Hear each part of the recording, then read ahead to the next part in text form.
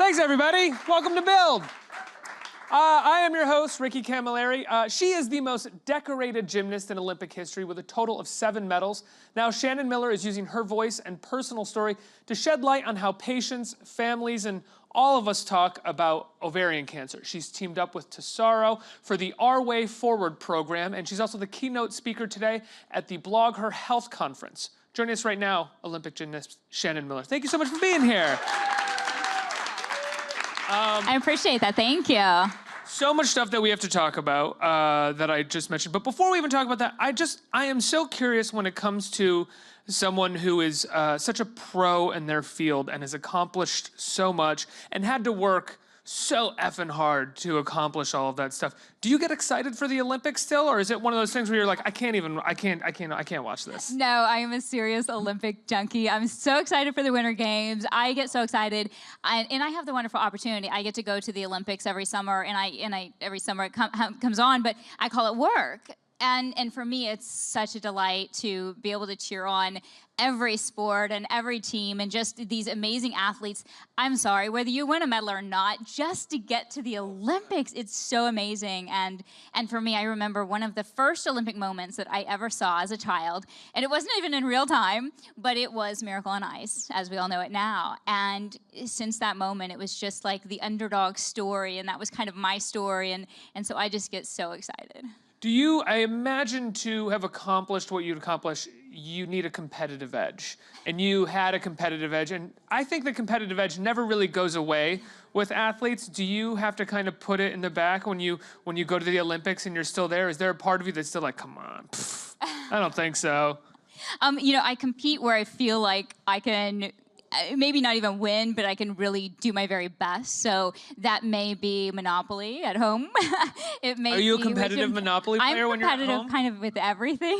Really? So you have that type A edge that comes out. I do. And so I have to kind of, the one thing, and we'll talk about it today, but I had to try not to be a competitor as far as winning cancer. You do your best each and every day, and that's kind of one of the things I learned through gymnastics was it's not about the gold medal. It's about, did you do your very best today? Did you try your hardest today? And that in and of itself is the win. But as far as watching the Super Bowl or the Olympics or any sporting event, yeah, I like to be on the winning team. You get up, you cheer. Do you? I jump yell? on the bed. I scream. I can't sit still. Yeah, that would be me. So how did you end up teaming up with TESARO to put together the Our Way Forward plan? Well, as some know, I am an ovarian cancer survivor myself. I was diagnosed at age 33 in 2011, and I think any cancer diagnosis is shocking. And for me, I did not at the time know that I was having signs and symptoms. It wasn't until later that I realized the bloating and the stomach aches and the sudden weight loss, that those were primary signs of ovarian cancer. And I went in and I told my doctor that I felt fine. And for me, going through this journey, I have felt like if I'm going to go through something this difficult and put myself and my family and through the treatments and everything else, I want something good to come out of it. I want to be a voice to help create awareness and education with regard to ovarian cancer, and in really overall making our health a priority. And so for me, being able to partner with TESARO on Our Way Forward, which is an incredible program devoted to helping not only with the education and awareness, but giving ovarian cancer patients, their loved ones, their families, and physicians a way to talk about and navigate ovarian cancer in a way that not only focuses on the physical, but also on the very real emotional issues that come along with that. Did you find that when you were going through your battle with ovarian cancer that there were difficulties in terms of how to navigate the conversation in regards to it? I wish I had more knowledge, more resources, more folks to talk to, more people around that had stories they could share, stories of hope. And I'll give you a couple of examples. There was one woman, I actually had a speech prepared, and I was going through chemotherapy, and I thought, well, I'm not going to cancel this. I hate to cancel on people, and everyone handles chemotherapy in a different way. And I thought, I can do this, and I can go in there.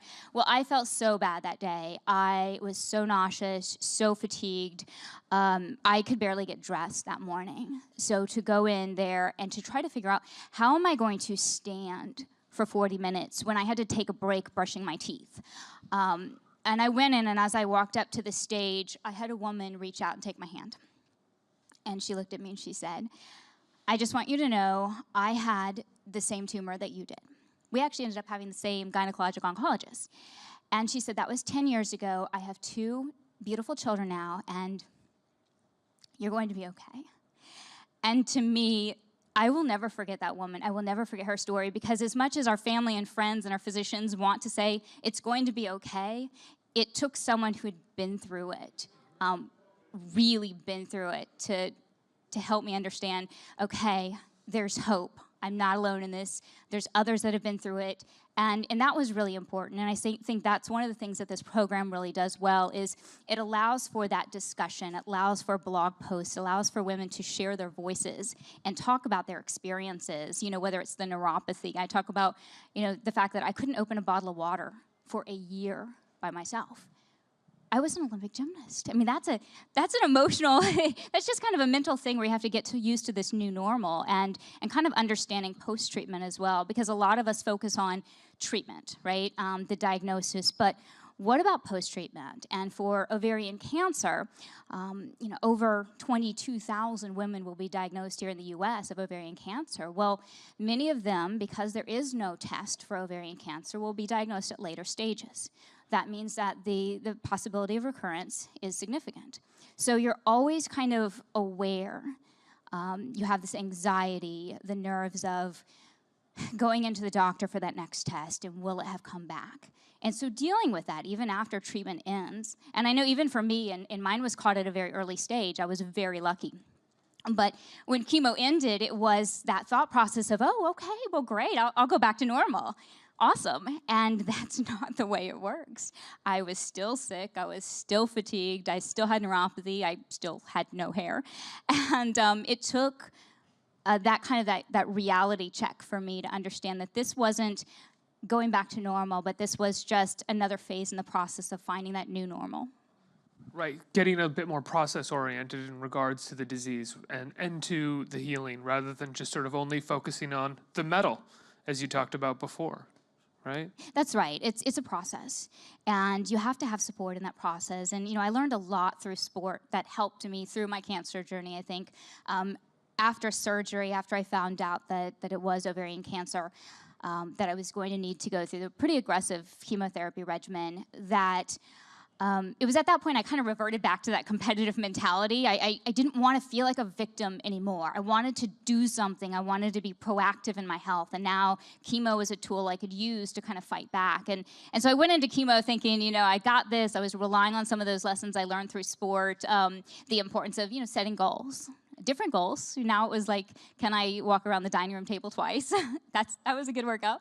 But it was also, the understanding of perseverance and just trying to kind of take it a step at a time, and the understanding of teamwork and the importance of having that support system from family, friends, as well as your medical staff. That was critical, because I don't know how anyone could go through a cancer diagnosis and treatment alone. We need support. And so what I learned was I had a tremendous amount of support and women that reached out to me. And this is my opportunity to now reach out to others that are going through diagnosis. Because as you found when that woman took your hand as you were about to speak, even though you have incredible support group in your family, there is something so isolating and at times alienating in any kind of disease or disorder, because you feel essentially that you are the only one, no matter how much someone is there supporting you. It's your pain, it's your body, and you feel very alone at times, I would imagine. There's a lot of fear. There's a lot of, this is really scary and I don't know what's going to happen. And so I think it's also explaining kind of the things that you're going through. And I know for me it was hard because I was very fatigued a lot of the time. I mean, just getting out of bed. I can remember lying in bed in the morning, some mornings, and it would be lying there for 10 or 15 minutes, just mentally going through, okay, how am I going to move my right leg 4 inches to the side of the bed? Like, that's my next step. That's what I need to accomplish. And trying to explain that, to people around you, that it's not just I'm being lazy or I'm tired. It's not tired. It's every limb feels like it weighs 1,000 pounds, and mentally I cannot comprehend getting up and getting dressed today.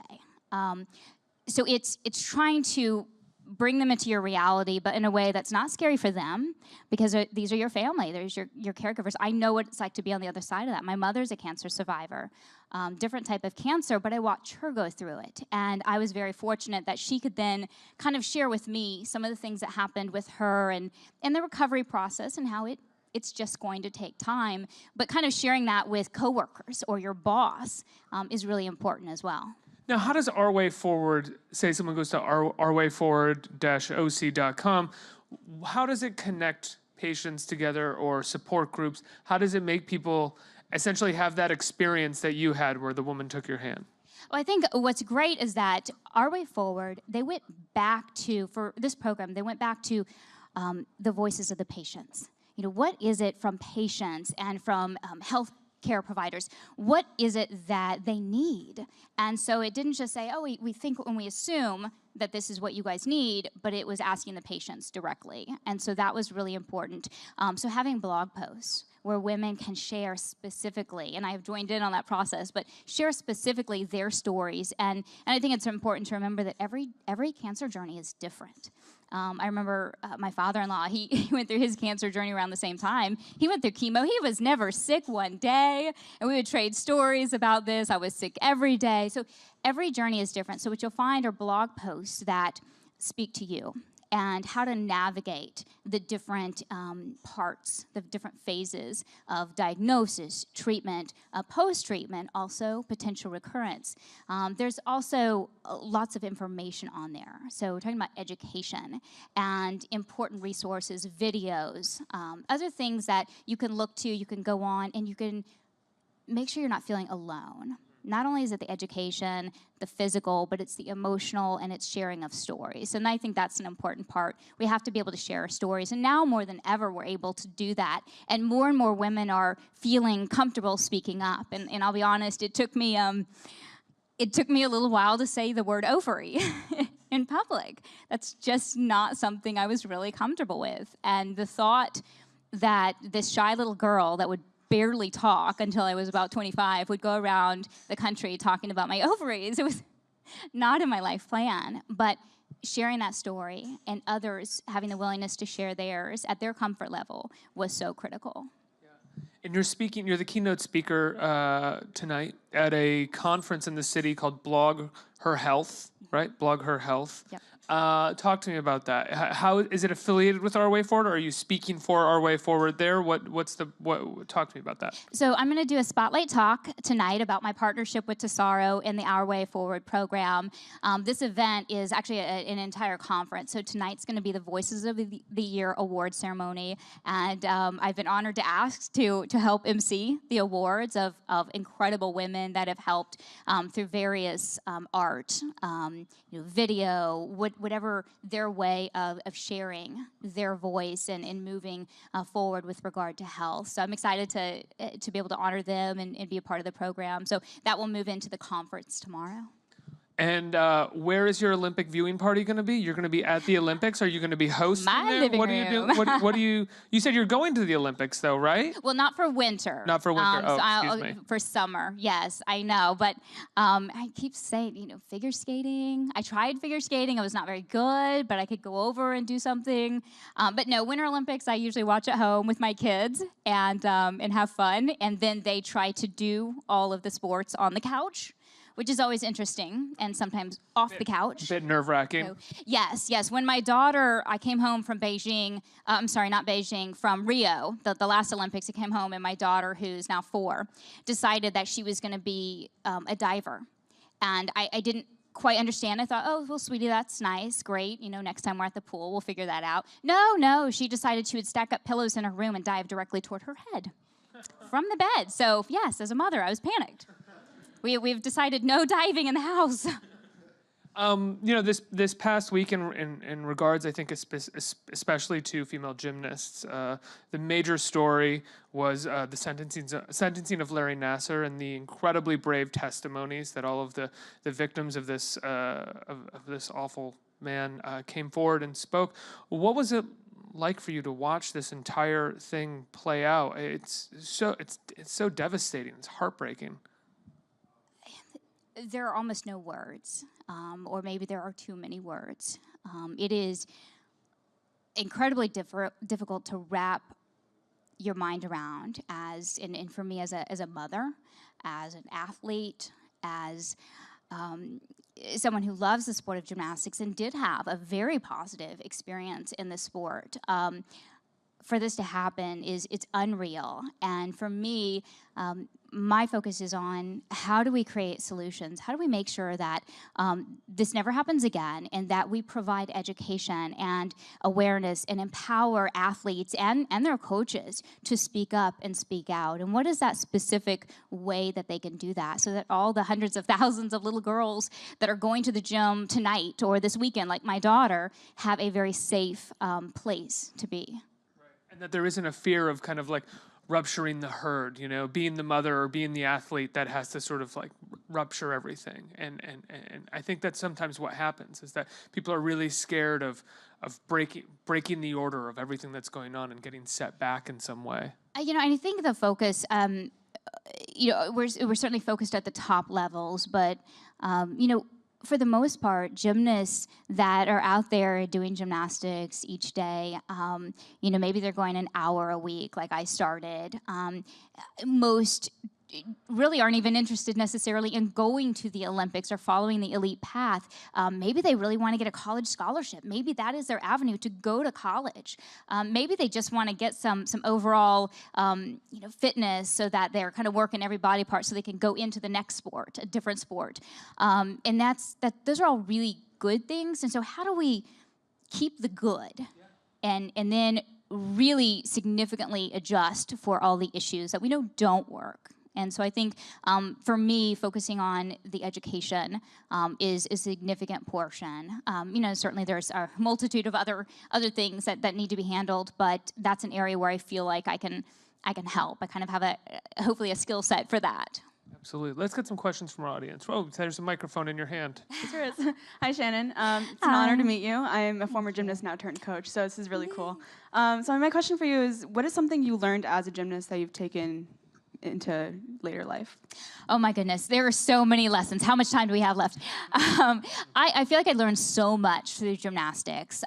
Certainly goal setting. And my coach, he used to set us down at the beginning of every competition season, and he would pass out these index cards. And on one side, we had to write down, what was our long-term goal? What did we want to achieve in the sport? And I might write down, I want to compete at the state meet, or maybe there's a big skill I wanted to learn. But that's great to have a goal. How are you going to get there? And so we had to turn that card over, and we had to painstakingly write down all those things that we had to work on every single day. The things that weren't glamorous, they weren't competition. It was the sit-ups and the push-ups and the running and that stuff that you just have to do in order to get on to that next challenge. And so that was a significant part. I'm still such a goal setter. I think, perseverance and the understanding that hard work does pay off. May not always pay off the way you think it's going to, but it always pays off. There was the understanding of this commitment to excellence. And I didn't really understand what that meant at first. But over the years, I really began to understand it's not about being perfect. It's not about winning. Commitment to excellence was about going out each day and doing your very best, no matter what. You try your best, even with the little stuff. And for me, my coach always said, Shannon just did a little bit more. I wasn't the most talented. I wasn't the most flexible. I wasn't the strongest. But I always worked a little bit harder. And he said for a while, I asked her to do, 50 push-ups, she'd do 55, and, 100 sit-ups, she'd do 110, whatever it was. He said for a while, I couldn't figure out if she was a really hard worker or if she just couldn't count. But for me, it was that edge. That was my competitive edge. That's how I could get a little bit better than the competition. And so I was going to do it. And now I look back and I watch these videos of my Olympic beam routine in 1996. Now, everyone watches it, sees a gold medal routine. I see where I almost fell off the beam. But I know that those extra 10 sit-ups, 6 days a week, for 10 years, kept me on that beam when it mattered most. So commitment to excellence is about committing yourself to the stuff that's not that much fun, but it needs to be done, and it needs to be done well each and every day. And I think we can all bring that into our life, whether for me it's as a mom or whether it's in my company. It's about really doing the very best you can each day. Next question. Hi, thank you for being here. Thank you. I was wondering, what advice would you give to people who are supporting a loved one who's struggling with cancer? That is a really great question, and it's also an incredibly difficult question. And I think for me, again, having been on both sides of it, as the daughter of someone going through cancer, as the patient, you have to let the patient lead. There were days where if you asked me how I feel again, or you want to offer me another saltine for my nausea, no, stop.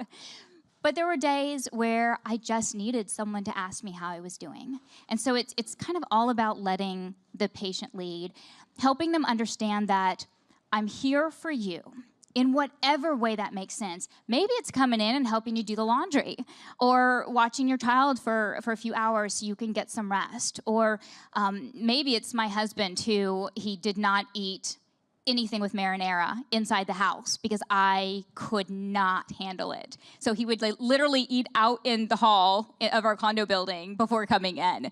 So there's little things that you can do to help. It doesn't always have to be a huge gesture, but just letting the patient lead and letting them know you are there, you love them, and there's nothing too big or too small that you would do. I think we have time for one more.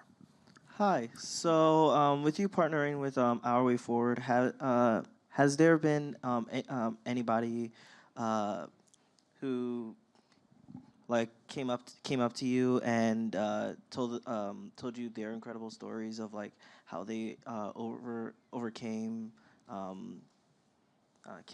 cancer? You know, I think the stories that happen on Our Way Forward, so many of them can be very positive stories. Now, that doesn't always mean I'm cured for the rest of my life. And with ovarian cancer, that's part of the biggest issue, is that recurrence is significant, especially at the later stages. So a win is not necessarily I'm cured, but a win could be I'm able to deal with this new normal and go forward. And I've learned how, and this was in my case as well, I've learned how to appreciate every day and be so grateful for every single day I have. And I've learned how to handle some of the treatment and post-treatment issues that arise, whether it is the neuropathy or the fatigue or the nausea, the different things that come with a cancer treatment. I've learned, I think we're all in a learning process of how do I handle that next doctor's appointment? How do I get kind of mentally and emotionally prepared for whatever that doctor's appointment or that scan or that test brings? And I think that's really important, because you also don't want women to be so scared to go to that next appointment in fear that maybe this might be the test that shows recurrence. You want them to go in and get those exams, because again, the earlier you detect it, the better your chances are. So you want to try to take away some of the fear and anxiety with the reality that we're always going to have that, but how do we channel it? How do we handle it a little bit better in this journey, and understanding that it's not a finite journey. It is a long journey, and it's probably going to be with us for our entire lives at different phases and different levels. But how do we deal with it now? Shannon, thank you so much for being here. I think for people, they can look at the hashtag OurWayForward. They can go to ourwayforward-oc.com, right, for more information. Is there anywhere else we'd like to direct people's attention? No, absolutely. OurWayForward-oc.com. I would suggest checking it out, not just for those that have been diagnosed, but for loved ones, and even physicians, anyone that's involved with ovarian cancer at any level, because it gives you a starting point to kind of help navigate the issue. Yeah, Shannon Miller, everybody, let's hear it. Thank you.